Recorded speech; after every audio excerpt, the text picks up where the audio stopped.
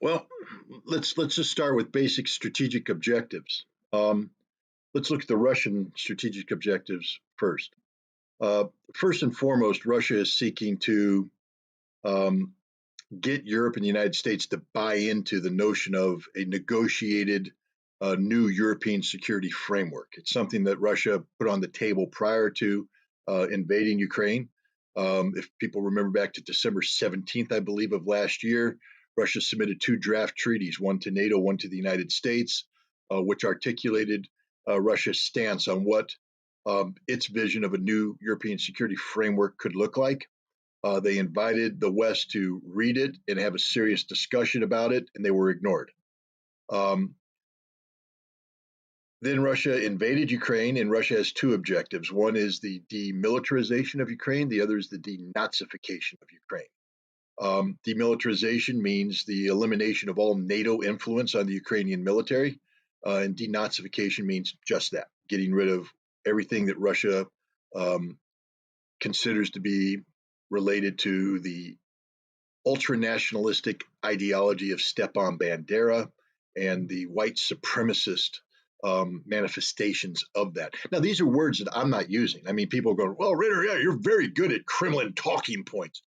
I'd advise people to go back and actually read the amendments put by the United States House of Representatives on Department of Defense appropriations legislation from 2015 up until just this year.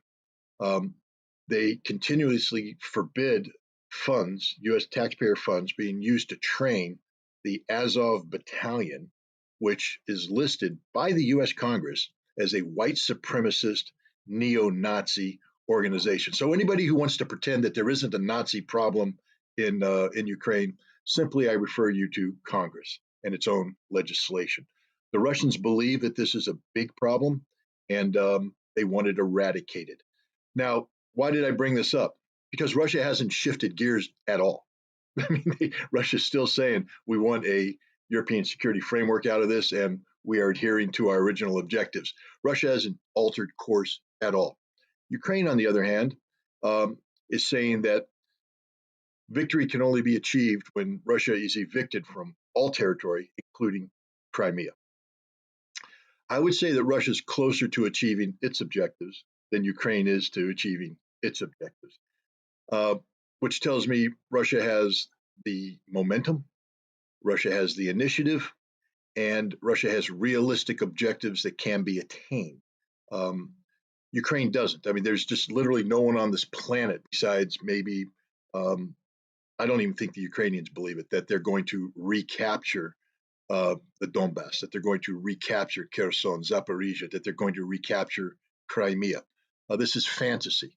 So you have one side that their objectives are fantasy based. You have another side whose objectives are, while difficult to achieve, are very realistic. So I'll go with the realistic side over the fantasy side as to who I think is going to prevail. Then we take a look at capabilities. For certain, Ukraine had a good September. There's no one that's going to debate that issue whatsoever.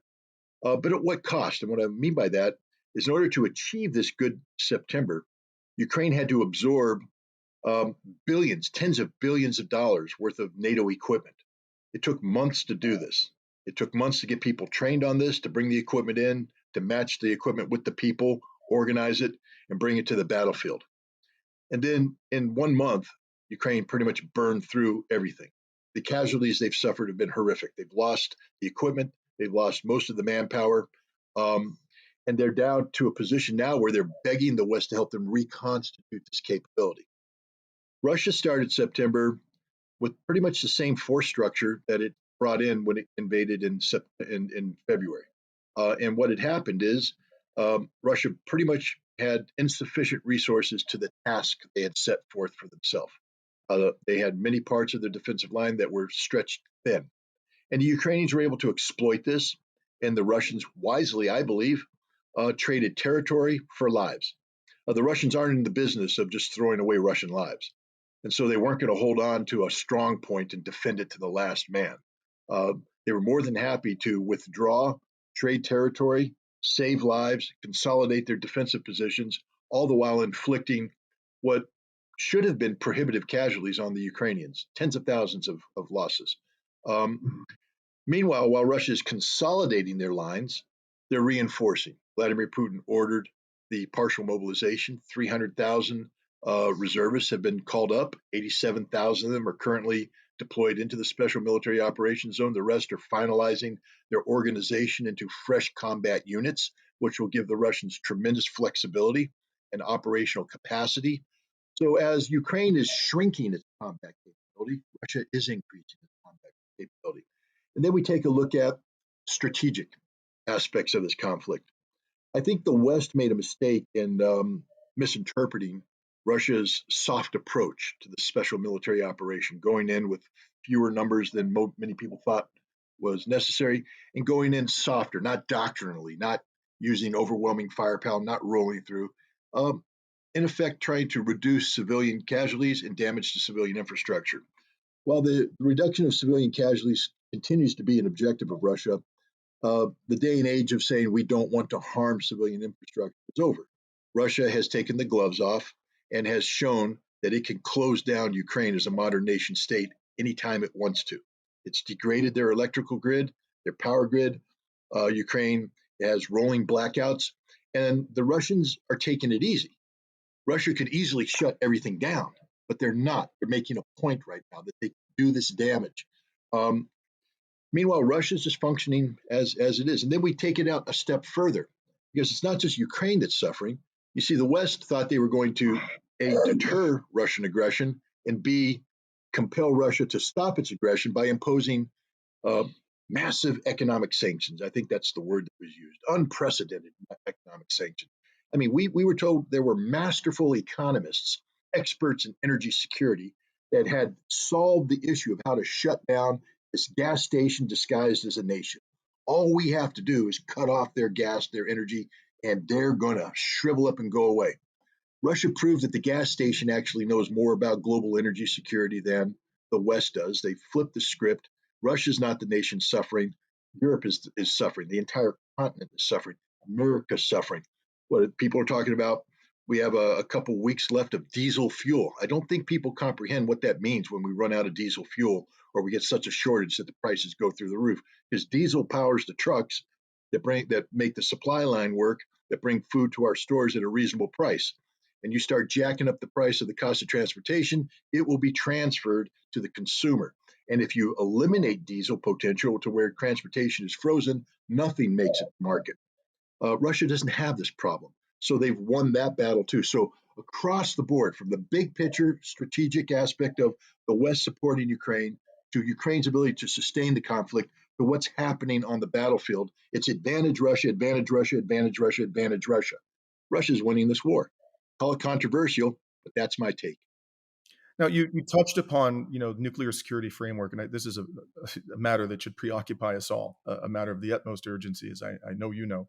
And the subject of nuclear war has come up repeatedly in the mainstream discourse since the special military operation began. And again, the predominant narrative in the West is that Russia is threatening to use nuclear weapons, and its government cannot be trusted to manage its massive nuclear arsenal responsibly. But in the years leading up to the special military operation, it was the United States and not Russia that withdrew from major arms control treaties. And as you've talked about oftentimes, in 2002, the Bush administration withdrew the U.S. from the Anti-Ballistic Missile Treaty. In 2008, the Trump administration withdrew the U.S. from the Intermediate Range Nuclear Forces Treaty. And in that same year, the Trump administration withdrew the United States from the Joint Comprehensive Plan of Action with Iran, also known as the Iran nuclear deal.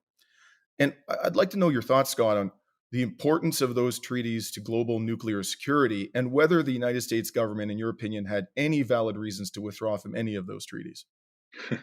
Well, let's just start with first principles.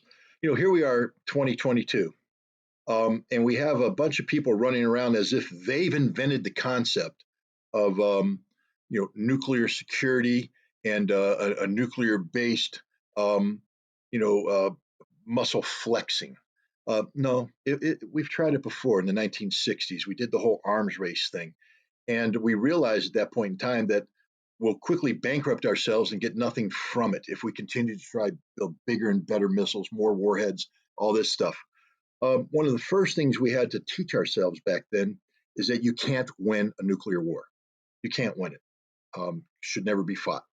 And that's when we embraced something that one would normally say shouldn't be embraced, the notion of mutually assured destruction. That is, if I use a nuclear weapon against you, not only will I kill you, but you're going to use a nuclear weapon against me and you're going to kill me.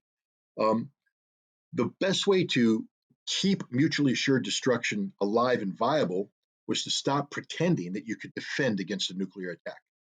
See, that was the other part of the arms race that was starting to occur. Not only were we building bigger missiles and stuff, we're trying to build defenses against these missiles. And all that happens when you build a defense is that they build a better offense to get it. You build, a 500 missile interceptor system. They put multiple warheads on their missiles, so they have 1,500 coming out. You put 1,500 down, they double their missiles. And the bottom line is you'll never catch up, and everybody go bankrupt, and you increase the possibility of nuclear conflict. So the decision was taken to sign the Anti-Ballistic Missile Treaty, I think in 1972. And this basically said, yeah, we can have nuclear weapons, but we both agree that if we use them, we're all going to die. And we're not even going to pretend. We're not even going to try and defend ourselves. That's it. And this opened the door for what's called the Strategic Arms Limitation Talks. We weren't talking about reducing the numbers, but we were talking about putting a cap on how many weapons we build and what kinds of weapons. It was the beginning of responsible dialogue between the United States and the Soviet Union on nuclear weapons. And from the Strategic Arms Limitation Talks, once we reached these caps, we realized that's too many, and we need to talk about reducing. And it took a while to get there. It wasn't an easy transition. The first thing that helped the pivot was the Intermediate Nuclear Forces Treaty, signed in 1987. Implementation began in July 1st of 1988. This one's personal to me because this is the one that I played a part in. I was actually the first inspector on the ground in the Soviet Union. I'm sort of proud of that little that honorific. It's meaningless, but it's a cool thing to have in your in your memoirs. But I did play an important part in the implementation of this treaty. This treaty saved the world, I believe, from nuclear annihilation. We had acquired certain weapons capabilities in Europe, both Soviet and American, SS-20 missiles, Pershing II missiles, ground-launched cruise missiles, that put us on literally a hair trigger from global annihilation. And we got rid of those weapons. We got rid of those weapons, didn't reduce them, got rid of them. And in doing so, we actually freed Europe up from going to bed at night worrying about whether you're going to wake up the next morning. I mean, Europe owes me and all my colleagues and all the Soviet colleagues a huge debt of gratitude, because from 1988 until now, you could sleep at night not worrying about whether or not the world's going to end. You don't get to do that anymore. You get to thank the United States for that. Then after that came the START treaties, strategic arms reduction treaties, where we actually started talking about reducing the strategic arsenals, the big boomers. But this stalled. Why did it stall? You see, we could have these negotiations with the Soviet Union because we respected them. Why did we respect them? Because we feared them, because we realized that they could do to us as we could do to them. But then the Soviet Union collapsed, and for the decade of the 90s, we lost respect for Russia. We stopped fearing Russia. We viewed Russia as a defeated nation. We were exploiting Russia economically. We were dominating Russia politically. And as a result, we arms control stopped being a front burner issue and went on the back burner, and then it got put into the warmer, and then it got put into the refrigerator. It left. It wasn't even getting heated up anymore. Because we just weren't afraid of anybody. We were the sole remaining superpower. We were dominant across the board. And with that dominance comes people who start to say, hey, we got this nuclear arsenal. Why don't we make it work for us? But how do we make it work for us? Well, we'd like to build a missile defense, not against Russian missiles, because we don't fear Russia anymore, but against North Korean missiles, against Iranian missiles, against Chinese missiles, although we didn't want to admit it. But we can't do that because we have this ABM treaty. Well, it's a relic of the Cold War. Let's just get rid of the ABM treaty. And we did. And the Russians went, whoa, wait a minute. That's an important treaty. That's a foundational treaty. That defines everything we're doing. And Bush said, no, don't worry about it. It doesn't apply to you because you're weak, you're useless. We don't view you as a threat. It only applies to these rogue nations, although it didn't, because The only way that we've implemented it is in a manner which has the potential of shooting down Russian missiles, nobody else. So we got rid of that. And then the INF Treaty. The problem wasn't that Russia was cheating. They weren't. We made that up, literally. I mean, I could go into the details about the allegations made by the United States. The Russians, on the other hand, said the United States was cheating, and we were. We really were cheating. Those anti-ballistic missile things we talked. I said the United States put 2 sites in Europe, one in Romania, one in Poland. They're called the Aegis Ashore, the Mark 41. It's basically a system we use on ships as an anti-missile defense system. And we brought it ashore, the giant phased array radar. And then we have these, the launching system, basically canisterized systems. Normally it's a vertical launch system on a ship. Now we brought it ashore. But the thing about the vertical launch system is not only could it shoot the SM-3 surface-to-air missile, which we're now modifying to shoot down missiles, but it could shoot the Tomahawk Sea-launched cruise missile. Now, as long as it's on a ship, it's okay. The treaty doesn't ban that. But when you put it on the ground, it's prohibited by the treaty. We got rid of that. It's called the ground-launched cruise missile. And the Russians said, you're bringing a system that's designed to shoot cruise missiles ashore. It's a violation. And we said, don't worry about it. We changed the electronics. So it can't shoot. And the Russians, that's not good enough. It's a system tested to shoot cruise missiles. You're bringing it ashore. And we said, we would never do that. Don't worry. 1 month after we got out of the treaty, we tested a ground-launched cruise missile from the Mark 41 Aegis Ashore system. We lied through our teeth. We lie every time we get involved in arms control. That's the bottom line. But we got into that treaty, not because of what the Russians were doing. We were worried about the Chinese and their intermediate range missiles. And we said, if we're going to confront China in the Pacific, we need to get our own intermediate missiles to compete with them. So we had to get out of the treaty to do that.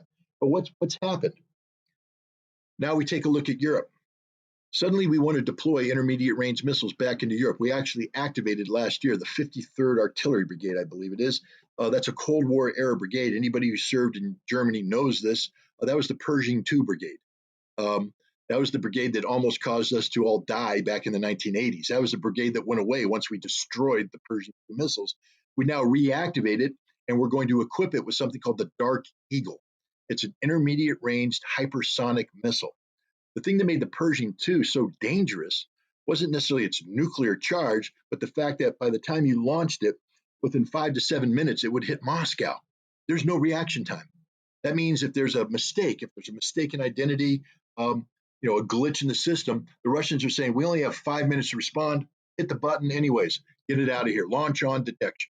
Well, we got rid of that, but now we're bringing the hypersonic Dark Eagle in, which could be nuclear or conventional. The Russians won't know when it's launched, but either way, they know that hypersonic missile is going to hit Moscow in 5 minutes. So we're back to exactly where we were in the 1980s, pre-INF treaty. But this time we don't even have the ABM treaty to help us out. People think they can win nuclear wars today. Why do I say that? Well, because we developed what's called a low-yield nuclear warhead, the W76-2. It's deployed right now on submarine-launched ballistic missiles, the Trident, that are on Ohio-class submarines. We actually tested one in a war game, I believe, in 2020. Then Secretary of Defense Mark Espers went to Omaha to Strategic Air Command, or Strategic Command they call it now, and there was a war game where he actually walked through the process of authorizing the release of a low-yield nuclear warhead fired from an Ohio-class submarine targeting Russian troops in the Baltics. So not only did we practice firing this missile, we practiced firing this missile against Russians. This is an extraordinarily dangerous situation that we're in right now. There's a lot of talk about nuclear weapons. Why? Russia respects Article 5 of the NATO treaty, which is an attack against one is an attack against all. Russia is fully cognizant of the fact that if it attacks Poland or the Baltic states, it's at war with NATO. And they know what that means. But NATO doesn't respect anything about Russia. NATO knows no limits. NATO has been expanding nonstop. They lied about it, about not wanting to do it back in 1990 to Gorbachev. They've lied about it ever since. They've been expanding. But one of the whole reasons we're at war in Ukraine right now is because of NATO wanting to expand and bring Ukraine into its umbrella. Um, so when Russia moved into Ukraine, it also had to mollify Belarus, which is very nervous, saying, well, okay, while you guys are down here doing that Ukraine thing, what's to protect us? What if NATO decides to come into us? So Russia put a marker down and said, if NATO decides to get involved in this, intervene, we will use all the means at our disposal to protect ourselves. And everybody went nuclear, nuclear, nuclear. And I'm pretty sure that Putin was sort of hinting at that, except that doesn't fit the Russian doctrine, and Russians are very doctrinal. There are other weapons that Russia has called hypersonics. See, we are trying to build a hypersonic. Russia has hypersonics. And I think what Russia was saying is we will take out NATO cities, NATO decision-making centers with non-nuclear means, all the means at our disposal. And Putin talked about weapons that are deployed, such as the Kinzhal or the Dagger, the hypersonic missile that's been used. NATO can't shoot it down. There's nothing NATO can do to do it. If Russia launches it against NATO, it will hit the target that it's aimed at. But they have other hypersonics, something called the Avant-Garde, which is currently deployed on ICBMs, intercontinental ballistic missiles. They have 3 to 5 Avant-Gardes per missile. They don't have to be nuclear. They can be non-nuclear. So Russia has the ability right now to fire a road mobile ballistic missile with 5 hypersonic warheads that can come down and hit 5 targets in Europe per missile. They have hundreds of these missiles. Russia can annihilate Europe overnight in a non-nuclear attack. And this is the message that Russia was sending.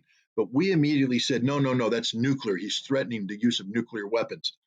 Russian doctrine is quite clear. There's only 2 conditions under which they can use nuclear weapons. One is if a nation uses nuclear weapons against them. And the second is if through conventional forces, nations threaten the very existence of Russia. Getting involved in Ukraine does not threaten the very existence of Russia, but it does threaten the very existence of Europe in a non-nuclear retaliation. But Europe misunderstood this, the West, and we've been hyping this up. Russia's made it clear. They will never, there's no circumstance under which they would ever use nuclear weapons in Ukraine, against NATO. They won't use a nuclear weapon in Ukraine. If it comes down to time to use nuclear weapons, they're not going to nuke Kiev. They're going to nuke London. They're going to nuke Paris. They're going to nuke Berlin. They're not going to nuke Kiev. So the West has totally misconstrued this, totally misunderstood this.